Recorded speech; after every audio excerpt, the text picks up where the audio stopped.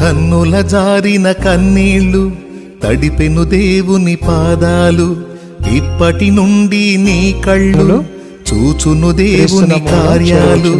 కన్నుల జారిన కన్నీళ్లు తడిపెను దేవుని పాదాలు, ఇప్పటి నుండి నీ కళ్ళు చూచును దేవుని కార్యాలు. బైబిల్ గ్రంథంలో ఉందిలే దీవెనా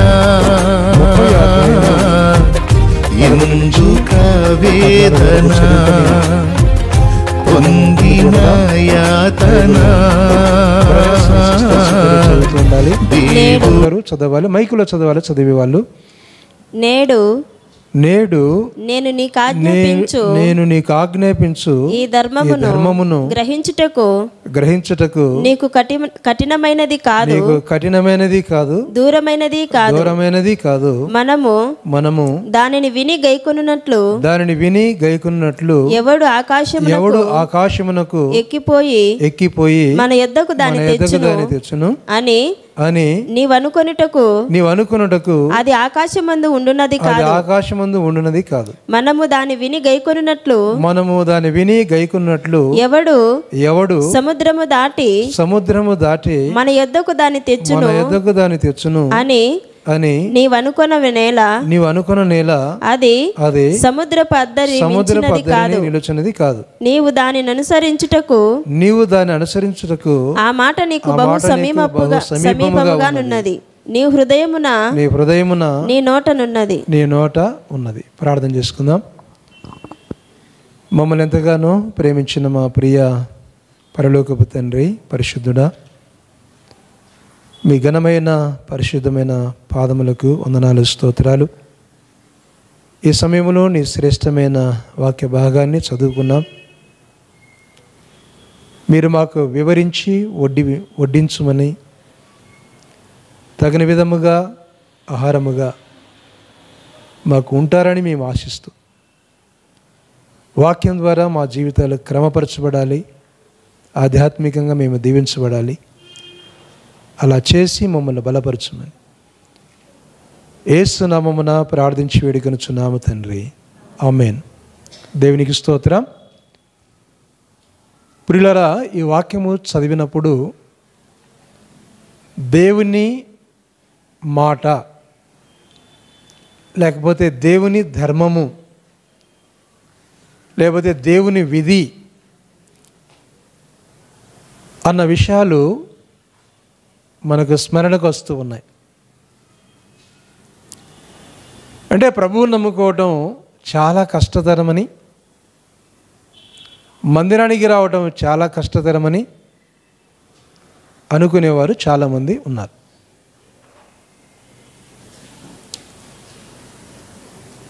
ఉద్యోగాల కోసము ఎంతో కష్టపడి చదువుతూ ఉన్నాం, ఉద్యోగాలు సంపాదిస్తూ ఉన్నాం. డబ్బు కోసం ఎంతో కష్టపడుతూ ఉన్నాం, సంపాదిస్తూ ఉన్నాం. అవి భారమైనవిగా, కఠినమైనవిగా వాటిని మనం భావించటలేదు. రాత్రి వేళ నేను మొన్న వస్తూ ఉంటే, ఆ తర్వాత ఒక సహోదరి లేచింది. వందనాలక్క అన్నాను. ఎక్కడి నుంచి అక్క అంటే, ఖమ్మం నుంచి వస్తున్నాను. ఏమక్క విషయం అంటే, మా రిలేషన్ చనిపోయారన్న. వాళ్ళ నాన్న టీచర్ గారు, 60 ఏళ్ళ వయసు, ఇటీవలనే చనిపోయాడు. కొడుకు కూడా చనిపోయాడు, అక్కడే ఒక కొడుకు, పెళ్ళి కాలేదు, 30 సంవత్సరాలున్నా అని బాధపడుతూ ఉంది.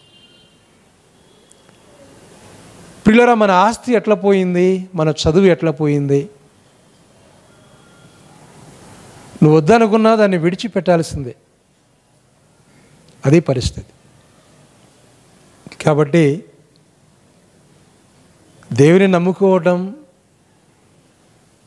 దేవుణ్ణి ధ్యానము చేయటం, బైబిల్ చదువుకోవటం, ప్రార్థన చేసుకోవటం, మందిరానికి రావటం, అది శ్రేష్టమైనది మన జీవితంలో ఎప్పుడు ఉండేది.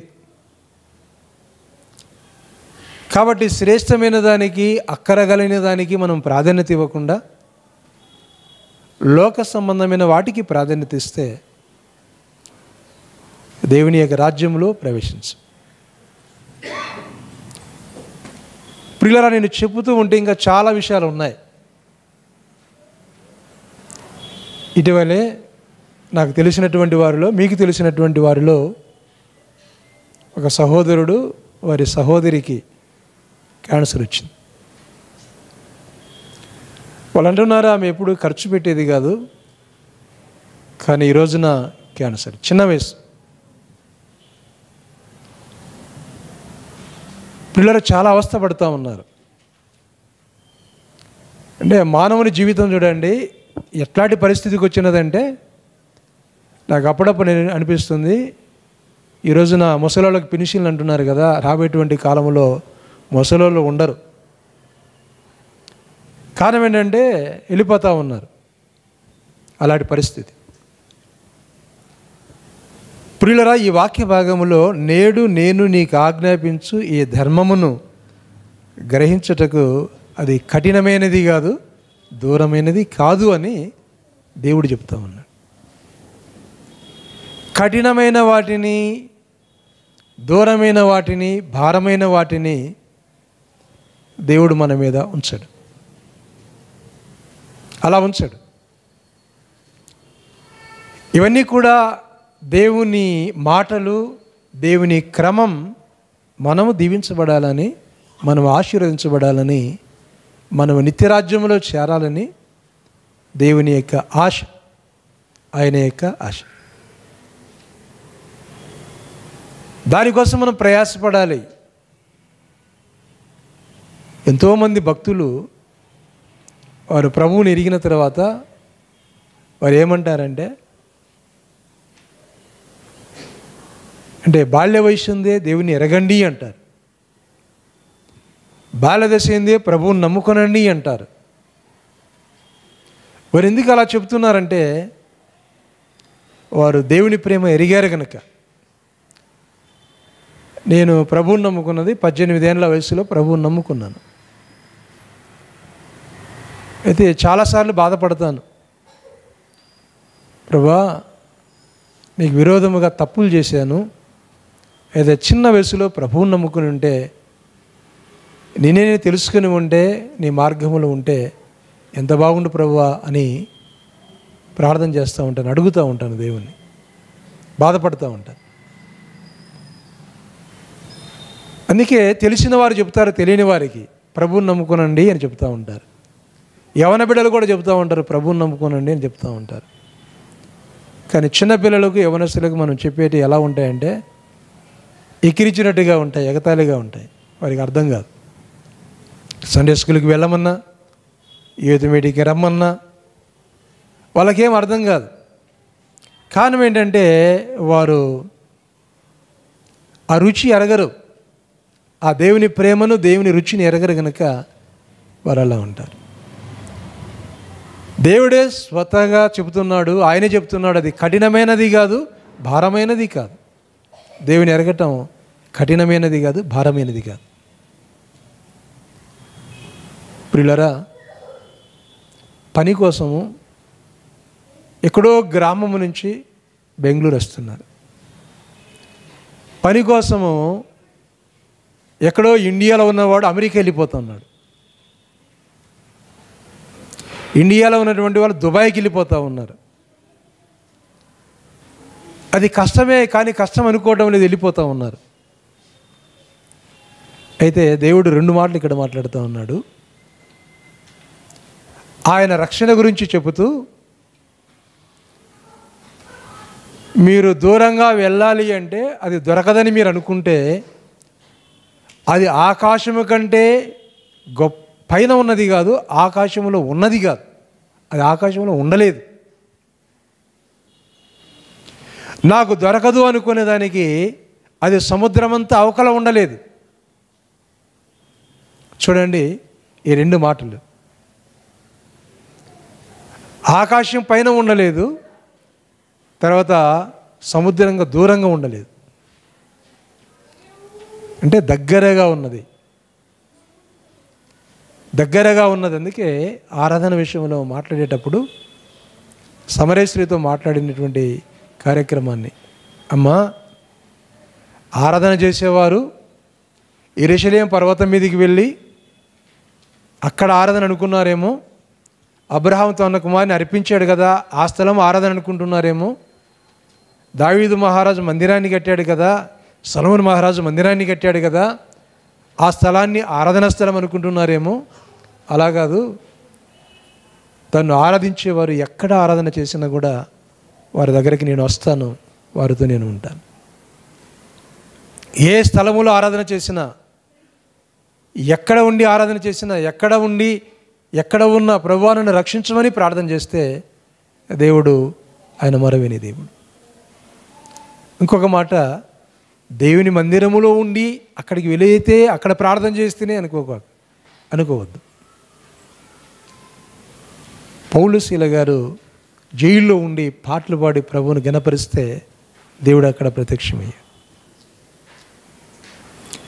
యోహాను పద్మాసు దీపంలో ఉండి ఆ జైల్లో ఉండి అక్కడ దేవుని స్తుతిస్తూ ఆయన ప్రార్థన చేస్తూ ఉంటే దేవుడు అక్కడ ప్రత్యక్షమయ్యాడు. ఇంకా పురాతన కాలానికి వెళితే యాకోబు ఎక్కడో అడవిలో ఉండి అక్కడ దేవుణ్ణి ప్రార్థన చేస్తే అక్కడ ఆయన విన్నటువంటి దేవుడు. చూడండి ఆయన ఎంత సమీపముగా ఉన్నాడో ఒకసారి ఆలోచన చేయండి. అవిశ్వాసముతో ఉంటే ఆయన దగ్గర ఉన్నాడు, పాప జీవితంలో ఉంటే ఆయన దగ్గర ఉన్నాడు. మన జీవితాన్ని పరిశీలన చేసుకొని పరిశుద్ధంగా మనం ఉండాలి. రెండవదిగా మనకు విశ్వాసం ఉండాలి, దేవుని మీద విశ్వాసం ఉండాలి. అప్పుడే మనము దీవించబడతాం, దేవుడు మన దగ్గరికి వస్తాడు. సత్యమైనది ఎక్కడ ఉన్నది ప్రియులరా? మొదటి భాగములో సత్యమైన దాని గురించి సొలొమోను మహారాజు గారు ఒక మాట చెప్పాడు. ప్రసంగి గ్రంథం 7వ అధ్యాయం 24వ వచనం, సత్యమైనది దూరముగాను ఉన్నది అని అంటాడు, బహు లోతుగాను ఉన్నది అని. సత్యమైనది దూరముగా ఉన్నది, బహు లోతుగా ఉన్నది సత్యమైనది. అంటే ఆ పరిస్థితుల్లో సొలొమోను మహారాజు గారు ఎలా ఉన్నారో తెలియదు. ఒక విధంగా చెప్పాలంటే ఆయన చెప్పినది వాస్తవమే, సత్యమైనది దూరంగా ఉన్నది, అది బహు లోతుగా ఉన్నది అన్నమాట వాస్తవం. ప్రియురా, మనుషులు చంద్రమండలానికి వెళుతున్నారు. ఇటీవల మనము చంద్రమండలంలోకి మన వారు పంపించారు కదా, అక్కడికి మన మిషన్స్ పంపించారు. నెల దినాలు పట్టింది. ఏదో సాధించినాం అనుకున్నా, ఏమి లేదు, ఊరికి తెలుసుకున్నాం ఇటు ఉంటుంది అక్కడ, అంతే. ఫోటోలు. ప్రియులారా, పరలోకానికి వెళ్ళిన వారు ఎవరైనా ఉన్నారంటే పరలోకానికి వెళ్ళినటువంటి వారు ఎవరు లేరు. పరలోకములో ఎవరు ఉన్నారో? దేవుడు ఉన్నాడు. పరలోకములో యేసుక్రీస్తు ఉన్నాడు. పరలోకములో దేవుని దూతలు ఉన్నారు. పాత నిబంధన గ్రంథములో కొంతమంది ఆకాశమునికి ఎత్తబడినటువంటి క్రమాలు మనకు కనిపిస్తాయి, కానీ పోయి తిరిగి వచ్చినటువంటి వారు కనిపించరు.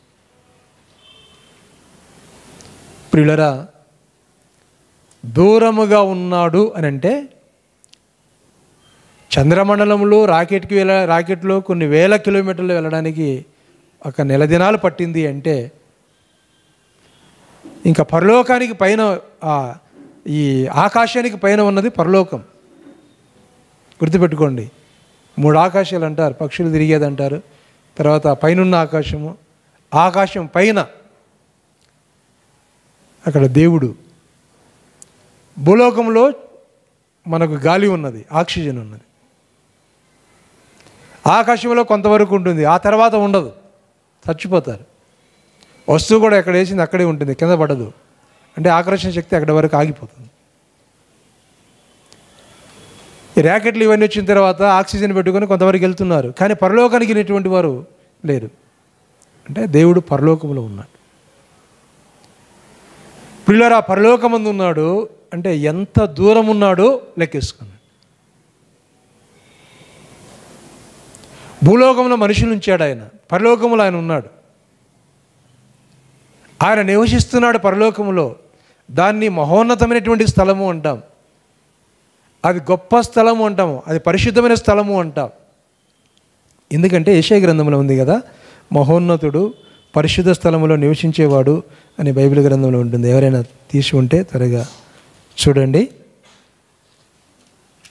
హెబ్రీయులకు రాసిన పత్రికలో ఏమైతే ఉన్నదో అదే వాక్య భాగము మనము యెషయా గ్రంథంలో చూస్తాం.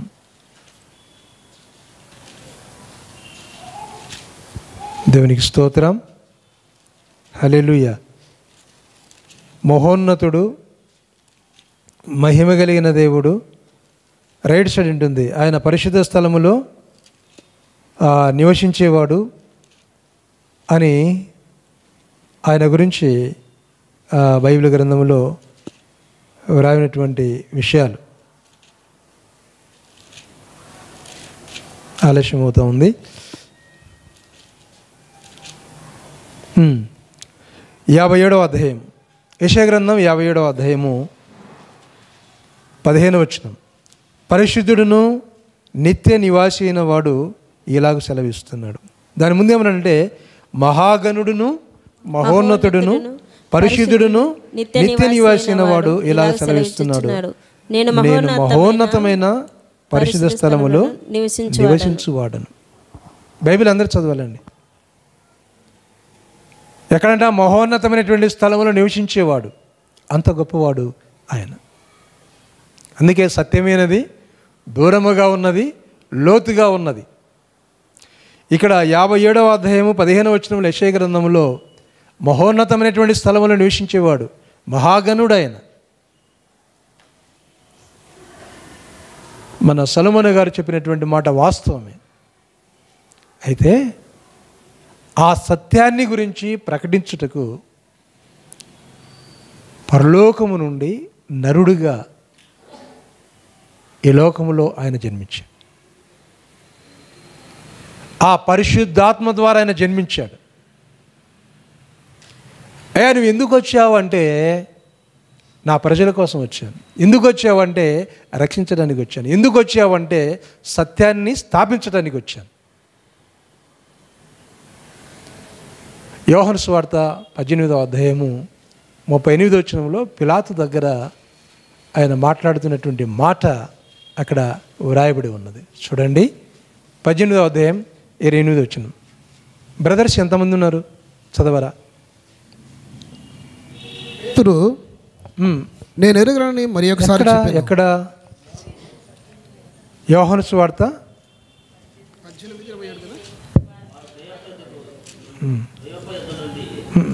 చెప్తా ఉండండి. 38. యేసు నీవన్నట్టు నేను రాజునే సత్యమును గురించి సాక్ష్యం ఇచ్చుటకు నేను పుట్టి తిని ఇందు నిమిత్తమే ఈ లోకమునకు వచ్చి తిని సత్య సంబంధి ప్రతి వాడును నా మాట వినను. దేవునికి స్తోత్రం. గమనించండి, నీవు రాజు అంటే నేను రాజునే, నీవన్నట్టు నేను రాజునే, సత్యమును గురించి సాక్ష్యం ఇచ్చుటకు నేను పుట్టి తిని. ఎందుకు పుట్టాడట ఆయన? సత్యముని గురించి సాక్ష్యం ఇవ్వటానికి. ఎక్కడ పుట్టాడు ఆయన? భూలోకంలో పుట్టాడు, భోగలోకంలో జన్మించాడు. ఇంకా ఆయన గురించి మనం చూస్తే ఎక్కడ పుట్టాడు, ఎలా పుట్టాడు, అదంతా క్రిస్మస్ దినాల్లో చెప్పేటువంటి సందేశాలు. 57వ అధ్యాయంలో మహోన్నతుడు, పరిశుద్ధ స్థలములో ఉండేవాడు, గనుడు, ఆయన గొప్పవాడు అని బైబిల్ గ్రంథం సెలవిస్తుంది. పిల్లరా, కొంతమంది అమెరికా దేశానికి వెళ్తే వాళ్ళ అమ్మ నాన్న మర్చిపోతారు, ఇక్కడున్న వాళ్ళు మర్చిపోతారు. ఇదంతా ఎందుకు? కొంతమందికి ఉద్యోగాలు వచ్చినాయి అనుకోండి, అమ్మ నాన్న పట్టించుకోరు అంటే అట్లా ఉంటుంది దూరదేశం వెళితే. కానీ యేసుప్రభు వారు ఈ మనిషి కోసం, మానవుల రక్షణ కొరకు ఆ పరలోకం నుండి భూలోకానికి వచ్చాడంటే ఆయన ఎంత త్యాగమో చూడండి. మనుషుల్లాగా ఆయన సత్యముల గురించి సాక్ష్యం ఇచ్చుటకు ఆయన వచ్చాడు. ఇంకొక మాట యోహాను సువార్త 6వ అధ్యాయం 28వ వచనం. ఆయన ఏ విధంగా వచ్చాడో ఆ లేఖన భాగము మనము చూస్తాం. 6వ అధ్యాయము. వారు అడుగగా యేసు ఆయన పంపిన వానియందు విశ్వాసముంచుటయే దేవుని క్రియ అని ఏం చెప్పానండి? వారితో చెప్పాను. ఎక్కడి నుంచి వచ్చాడంటే ఆయన పంపబడినవాడు అన్న లేఖన భాగాన్ని మనం ఇందులో చూస్తూ ఉన్నాం. ప్రియ దేవుని బిడ్డలారా గమనించండి. పంపబడినవాడు, ఆయన పంపబడినవాడు, యేసు ప్రభువారు ఆయన పంపబడినవాడు. దేవునికి స్తోత్రం. ఈ విధంగా యేసుక్రీస్తు భూలోకానికి వచ్చాడు. నా ఇష్టం నెరవేర్చుకున్నట్టుకు నేను రాలేదు, నన్ను పంపిన వాని చిత్తము నెరవేర్చుటకు పరలోకము నుండి దిగి వచ్చింది. సొలొమోను మహారాజు చెప్పినది వాస్తవమే. దూరము నుండి, అది దూరమైనది, బహులోతైనది. ఆయన పుట్టుక కూడా బహులోతైనది, దూరమైనది, బహులోతైనది. యేసుప్రభు వారు తండ్రి చిత్తాన్ని నెరవేర్చుటకు నేను పరలోకము నుండి దిగి వచ్చాను. ఒకసారి గమనించండి అమ్మా, నీ కొరకు నా కొరకు యేసుప్రభు వారు పరలోకము నుండి దిగి వచ్చాను. మన కొరకు పరలోకము నుండి ఆయన దిగి వచ్చాను. మనం రక్షించుట కొరకు, మన పాపాల కొరకు పరలోకము నుండి ఆయన దిగి వచ్చాడు. దేవునికి స్తోత్రం. రెండవదిగా ప్రియ దేవుని బిడ్డలారా, దేవుని వాక్యాన్ని గమనించినప్పుడు ఎక్కడి నుండి వచ్చాడు అన్న విషయాన్ని కూడా రెండవ భాగంలో ఎవరెవరు వచ్చారు, ఎలా వచ్చారు అన్న విషయాన్ని కూడా మనము జ్ఞాపకం చేసుకునడం చాలా మంచిది. యోహాను సువార్త 1వ అధ్యాయము 6వ వచనములో యేసుప్రభు వారే కాదు, యేసుప్రభు వారికి ముందుగా మరొకరు కూడా వచ్చినటువంటి క్రమాన్ని బైబిల్ గ్రంథంలో మనము చూస్తాం. దేవుని యొద్ద నుండి పంపబడిన ఒక మనుష్యుడు ఉండెను, అతని పేరు యోహాను. దేవునికి స్తోత్రం, హల్లెలూయా. ఈ వాక్యం చదివేటప్పుడు నాకు చాలా అద్భుతం అనిపించింది. ఎక్కడి నుంచి వచ్చాడు యోహాను అంటే దేవుని యొద్ద నుండి పంపబడిన ఒక మనుష్యుడు. అంటే ప్రణాళిక చూడండి ఎలా ఉందో. భూమి మీద మనుషులు ఉన్నారు, పరలోకంలో దేవుడు ఉన్నాడు. ఈ కార్యాలు ఎలా జరుగుతున్నాయో గమనించండి. మన కొరకు ఇంకొకరిని కూడా పుట్టించాడు. ఆయన ఎందుకు వచ్చాడంటే మార్గం సరళం చేయడానికి వచ్చాడు. ఎవరి మార్గం అనగా యేసుప్రభు వారి మార్గం సరళం చేయడానికి వచ్చాడు. కాబట్టి ఈయన ఎవరనగా బాప్తిస్మికుడైన యోహాను, దేవుని యొద్ద నుండి పంపబడినవాడు. గమనించు, దేవుని యొద్ద నుండి పంపబడిన ఒక మనుషుడు ఉండెను, అతని పేరు యోహాను. అతని మూలముగా అందరూ విశ్వసించినట్లు అతడు ఆ వెలుగును గురించి సాక్ష్యం ఇచ్చుటకు సాక్షిగా వచ్చాడు. పిల్లరా, దేవుడి చిత్తం చూడండి ఎలా ఉన్నదో. యేసుప్రభు వారి యొక్క జన్మ ఎంత ప్రత్యేకమైనదో, యోహాను యొక్క జన్మ కూడా అంతే ప్రత్యేకమైనది. బైబిల్లో ఒక చోట రాయబడి ఉంది, అవిశ్వాసులైనటువంటి వారు విశ్వాసఘాతకులు అవిశ్వాసులైన పిల్లల్ని కంటారని బైబిల్లో ఉంది. అంటే దేవుని ఎరగినటువంటి వారు వాళ్ళకు పుట్టేటువంటి బిడ్డల గురించి మాట్లాడుతూ అవిశ్వాస ఘాతకులు అని వారు కనేటువంటి పిల్లల గురించి ఆ విధంగా చెప్పబడింది. కానీ జకరియా ఎలిజబెత్ గురించి చూస్తున్న ఒక మంచి కుటుంబం, ఆ కుటుంబంలో దేవుని యొద్ద నుండి పంపడినటువంటి యోహాను జన్మించాడు. అంటే దేవుడు పంపించాడు, ఆ ఎలిజబెత్ గర్భంలో వేశాడు. ఎవరిని? యోహానును. ఆగమన దూతగా, యేసుప్రభు వారి ఆగమన దూతగానే వచ్చాడు. దేవునికి స్తోత్రం. ఎంత మంచి కార్యం. ఇక్కడ యోహాను సువార్త 10వ అధ్యాయము 36వ వచనం యేసుప్రభు వారి గురించి ఇంకొక మాట మనం చూసుకుంటాం. దేవుడు ఎలా పంపించాడో మనం చూస్తున్నాం. 10వ అధ్యాయం 36వ వచనం. మైక్ ఉంది కదా. తండ్రి ప్రతిష్ఠ చేసి ఈ లోకములోనికి పంపిన వానితో నీవు దేవదూషణ చేయుచున్నావని చెప్పుదురా. నేను నా తండ్రి క్రియలను చేయని ఎడల నన్ను నమ్మకుడి. ఎట్లా పంపించాడంటే తండ్రి ప్రతిష్ఠ చేసి ఈ లోకమునకు పంపిన వానితో. పరలోకము నుండి యేసుప్రభు వారు జన్మించాడు. ఆయనను యూదులు, లోకము దూషిస్తుంది. యేసుప్రభు వారు అంటున్నాడు, I have dedicated by the God and he sent to me in to this world అని. అంటే నేను ఎలా వచ్చానంటే తండ్రి చేత నేను ప్రతిష్ఠించబడిన వాడిని. తండ్రి నన్ను ప్రతిష్ఠించాడంటే డెడికేట్ చేశాడు. డెడికేట్ చేసి మానవుల రక్షణ కొరకు భూలోకానికి ఆయన్ను పంపించాడు. దేవునికి స్తోత్రం. ప్రియ దేవుని బిడ్డలారా, అందుకే బైబిల్ గ్రంథం చెలవిస్తుంది, ఈ ధర్మాన్ని నువ్వు ఆచరించటానికి, బైబిల్ ధర్మాన్ని ఆచరించటానికి, ప్రభు మార్గంలో ఉండటానికి, ఒక మంచి క్రియలు కలిగి ఉండటానికి అది ఏమంటున్నాండి? దూరమైనది, కఠినమైనది కాదు. అది దూరమైనది కాదు, కఠినమైనది కాదు, దూరమైనది కాదు అని అంటున్నాను. దూరంగా ఉన్నది ఆకాశం కంటే మిన్నైనదే, కానీ అక్కడ ఉండలేదు, భూమి మీదకి వచ్చేసాడు.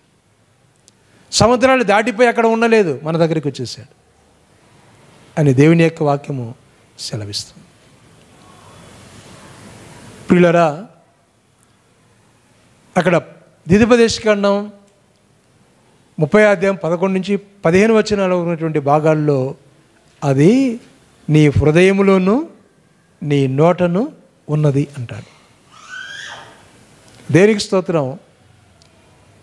ఎక్కడికి వచ్చేసాడు ఆయన అంటే నీ జీవితంలోనికి వచ్చేసాడు, నీ హృదయంలోనికి వచ్చేసాడు, నీ నోట్లోకి వచ్చేసాడు, నీ హృదయంలోకి వచ్చేసాడు. స్వీకరిస్తే నీ హృదయం,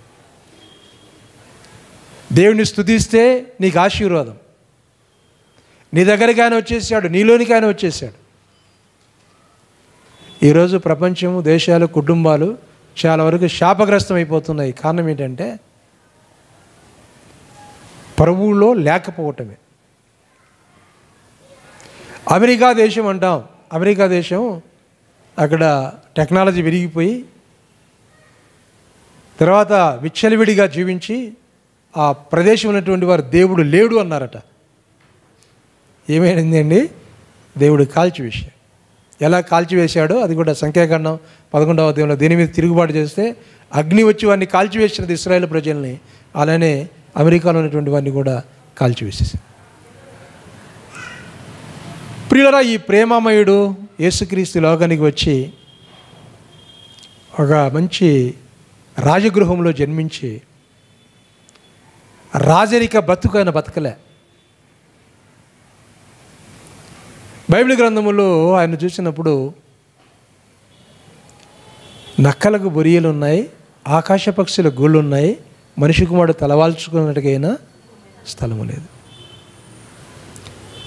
అయితే ఈరోజు ప్రసంగాలు ఎలా ఉన్నాయంటే ప్రభువుని నమ్ముకుంటే ఇల్లు కట్టుకుంటావు, ప్రభువుని నమ్ముకుంటే నీకు అన్నీ వచ్చేస్తాయి అని చెప్తూ ఉంటారు.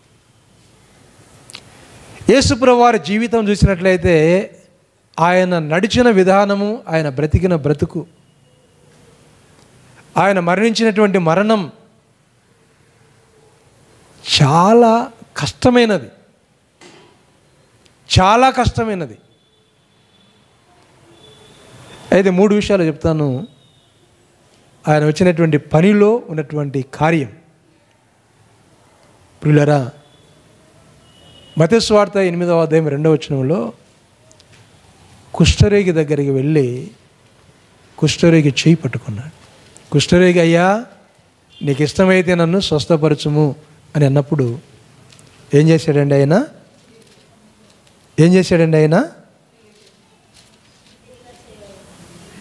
ఆయన అడిగితే ఏం చేశాడండి?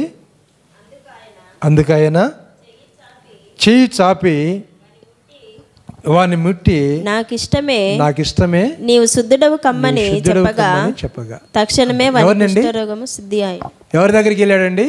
కుష్ఠరోగి దగ్గరికి. ఆయన వచ్చిన పని చూడు ఎలా ఉందో. విలాసవంతమైన జీవితం ఆయన అనుభవించలేదు. యేసుప్రభు వారు కుష్ఠరోగి దగ్గరికి వెళ్ళి ఆ కుష్ఠరోగి యొక్క చేయి పట్టుకున్నాడు, బాగు చేశాడు. ఆనాటి దినాల్లో కుష్ఠరోగం అంటే ఇంకా ఊరి వెలపట ఉంచుతారట. అది అంటువ్యాధి ఏమి కాదు, ఊరి వెలపట. ఈ మధ్య ఒక ఆయన మాట్లాడుతూ ఒక మాట అన్నాడు. ఏంటన్నానంటే, ఆ రోజుల్లో కుష్ఠరోగం అంటే భయపడేవాళ్ళు. కుష్ఠరోగం కంటే భయంకరమైన రోగం ఇప్పుడు వచ్చింది. ఏ రోగం అంటే షుగర్ రోగం. షుగర్ కుష్ఠవ్యాధి కంటే ఇంకా డేంజర్ అని వైద్యులు చెప్తున్నారు. కాళ్ళు తీసేయటం, చేతులు తీసేయటం, ఇట్లాంటి పరిస్థితులు. ప్రియులరా, యేసుప్రభు వారు అంటే అలాంటి సమయాల్లో ఆ వ్యక్తి దగ్గరికి వచ్చి అతను చేయి పట్టుకొని స్వస్థపరిచినటువంటి విధానము గమనించండి, ఎంత అద్భుతం. రెండవదిగా మార్క్స్ సువార్త 5వ అధ్యాయం అక్కడ 22వ వచనంలో 11వ వచనంలో ఉంటుంది, తర్వాత 22వ వచనంలో ఉంటుంది. అక్కడ వాక్యాన్ని జ్ఞాపం చేసుకుంటే, యాయూరు అతని యొక్క కుమార్తె చనిపోయినప్పుడు చావ సిద్ధముగా ఉన్నది అంటారు. తర్వాత ఆమెను ముట్టి ఆయన బ్రతికించినటువంటి కార్యక్రమాన్ని మనము చూస్తాం కదా. యాయూరు ఆ లేఖన భాగాన్ని జ్ఞాపం చేసుకున్నప్పుడు మనకు అలా కనిపిస్తుంది. మూడవదిగా లూకా సువార్త 7వ అధ్యాయం 11 నుంచి 15 వరకు నాయును అనేటువంటి ఆమె ఆ కుమారుడు చనిపోతే పాడె దగ్గరికి వెళ్ళి అతన్ని ముట్టి అతన్ని బ్రతికించాడు. దేవునికి స్తోత్రం, హల్లెలూయా. ఏం చేశాడండి? ముట్టి బ్రతికించాడు. ప్రియులారా, కుష్ఠరోగి దగ్గరికి వెళ్ళాడు, చనిపోయిన వారి దగ్గరికి వెళ్ళాడు, ఇక పాపుల దగ్గరికి కూడా వెళ్ళాడు. మత్తయ్య దగ్గరికి వెళ్ళాడు, లేవి అంటారు కదా, జక్కయ్య దగ్గరికి వెళ్ళాడు. అందుకే తిమోతిలకు రాసిన పత్రిక అక్కడ దేవుని వాక్యములో రాయబడి ఉంది. ఆయన ఎవరి కోసం వచ్చాడంటే, ఆయన పాపులను రక్షించుటకు క్రీస్తు యేసు లోకములోనికి వచ్చిన. 1 తిమోతిలకు రాసిన పత్రిక 1వ అధ్యాయం 15వ వచనములో పాపులను రక్షించుటకు క్రీస్తు ఈ లోకమునకు వచ్చింది. ఎందుకు వచ్చాడండి? పాపులను రక్షించడానికి యేసుప్రభు వారు ఈ లోకానికి వచ్చాడు. ఎంత ప్రేమమయుడు, ఎంత ఘనుడు. కనుక ద్వితీయోపదేశకాండం 30వ అధ్యాయం 11 నుంచి 15 వరకు ఉన్నటువంటి భాగాల్లో అది దూరమైనది కాదు, అది కఠినమైనది కాదు, దూరమైనది కాదు. అందుకే దీనికి ఆన్సర్ ప్రకటన 3:20లో ఉంది. ఆయన నీ తలుపు ఎదుట నిలుచుండి తట్టుచూ ఉన్నాను, ఎవడైనా ఆయన స్వరం విని తలుపు తీసినట్లా అతని ఎద్దకు వచ్చి అతనితో నేనును నాతో అతన్ని కలిసి భోజనం చేస్తారు. నీ నోట రోమా 10వ అధ్యాయము అక్కడ 6 నుంచి 10-11 వచనాలు అంటాడు, నీ హృదయంలో విశ్వసించిన నువ్వు రక్షించబడదవు, అది నీ హృదయంలోనూ నీ నోట ఉన్నది మేము ప్రకటించే విశ్వాస వాక్యమే అని పౌలు గారు రోమీయులతో అంటాడు. అన్ని విధాలుగా దీవించబడాలంటే పరలోకం. అయితే ఒక విషయం చెప్తాను, పరలోకములో ఉన్న యేసు ప్రభువారు భూలోకానికి వచ్చాడు. దూరముగా ఉన్న దేవుడు మనుషుడి దగ్గరికి వచ్చి ఆయన ఏం చేశాడంటే శ్రమ బాధితుడిగా శ్రమ అనుభవించాడు. చివరికి మరణాన్ని అనుభవించాడు. భయంకరమైన మరణాన్ని అనుభవించాడు. ప్రియులరా, ప్రభువుని నమ్మితే ఇల్లు వస్తాయా, ఆస్తి వస్తాయా అన్నది కాదు. మరణా నుంచి తిరిగి లేచి పరలోకానికి వెళ్ళి మహిమా కిరీటాన్ని ఆయన ధరించి ఉన్నాడు. మహిమా కిరీటాన్ని ధరించి ఉన్నాడు. కనుక ప్రభువును మనము నమ్మినట్లయితే, విశ్వసించినట్లయితే, పాపాలు ఒప్పుకున్నట్లయితే, ప్రభు మార్గములో ఉన్నట్లయితే, దివారాత్రములో దేవుని వాక్యమును ధ్యానం చేసినట్లయితే, ప్రియులారా ఎక్కడ ఉంటామో తెలుసా? ఆయన ఉండే చోట మనం ఉంటాం. ఇంకా ఆస్తికి మించింది లేదు. ఎవరు దొంగిలించేది లేదు, ఎవరు నాది అనేది లేదు. నువ్వు ప్రయాసపడాల్సిన పని లేదు. ప్రయాసం ఇక్కడ పడాలి. ప్రయాస సులువే. నీ పని అంతా యేసుప్రభు చేశాడు. నీకు బదులుగా ఆయన మరణించాడు. నాకు బదులుగా ఆయన మరణించాడు. కాబట్టి పరలోక రాజ్యంలో శాశ్వతమైనటువంటి ఆనందం, కిరీటాలు ఉన్నాయి, ఆనందం ఉన్నది. పరలోకంలో సంతోషం ఉన్నది. ఒక మాట చెప్పాలంటే పరలోకంలో వేదనైనను, దుఃఖమైనను, బాధ అయినను ఏమీ లేదు. ఈ మధ్య షుగర్ వచ్చిన వాళ్ళు చాలామంది చెప్తా ఉన్నారు, అసలు ఇంకా మనిషి ఎట్ట బతకాలా, ఇంకా ఏది తిన్నా కూడా షుగరే అంటారు, ఇంక ఎట్ట బతకాలంటూ ఉన్నారు. ఇంకా రాబోయేటువంటి కాలంలో పరిస్థితి ఎలా ఉంటుందో తెలియదు. ఒక స్వీటే కాదు, ఇంకా వేరే ఏమి తిన్నా కూడా అన్నం తిన్నా షుగరే అంటారు, ఇడ్లీ తిన్నా షుగరే అంటారు, దోశ తిన్నా షుగరే అంటారు. ఇంకా మనిషి ఎట్ట బతకాలా అని వాళ్ళు అడుగుతున్నారు. అంటే అట్టటి పరిస్థితులు భూమి మీదకి రాబోతూ ఉన్నాయి. కాబట్టి ప్రియా సోదరులారా, ప్రభువుని నమ్ముకుంటే దీవించబడతాం. నిత్య రాజ్యం మనకు వస్తూ ఉంది. భూమి మీద ఉన్నంతకాలము ఎప్పుడు వస్తాడో తెలియదు. ప్రభు రాకడ దగ్గరగా ఉన్నది. కాబట్టి ప్రభువును ఆరాధన చేసే బిడ్డగా మనం ఉండాలి. ఉదయం లేగానే ప్రభు ఆరాధన, ఆదివారం రాగానే దేవుని సన్నిధి, ఈ రీతిగా ప్రభువును మనము ఆరాధన చేస్తూ ఉండాలి. ప్రార్థన చేసుకుందాం. ప్రేమ కలిగిన దేవ, పరిశుద్ధుడా, మీ ఘనమైన పరిశుద్ధమైన పాదములకునైనా వందనాలు, స్తోత్రాలు. ఈ సమయంలో మా ప్రభువా, మీరు మాకు అందించినటువంటి లేఖన భాగాలను బట్టి స్తోత్రం చెల్లిస్తున్నాం. మా భారాన్ని, మా బాధల్ని మీరు తీసుకున్నారు. దూరముగా ఉన్న మీరు నైనా మా కొరకునైనా సత్యమాలో విత్తుటకు నా తండ్రి ఈ లోకానికి వచ్చారు. మేము నైనా ఆ సత్యమందు నిలిచినైనా సత్యములో స్వతంత్రులుగా ఉన్నట్టు కృప చూపించమని నీ రక్త ప్రోక్షణ ద్వారా మాకు ఇస్తున్నందుకే వందనాలు చెల్లిస్తూ యేసు నామమున ప్రార్థించి వేడుకొనుచున్నాము తండ్రి. ఆమేన్. దేవునికి స్తోత్రం. హల్లెలూయా.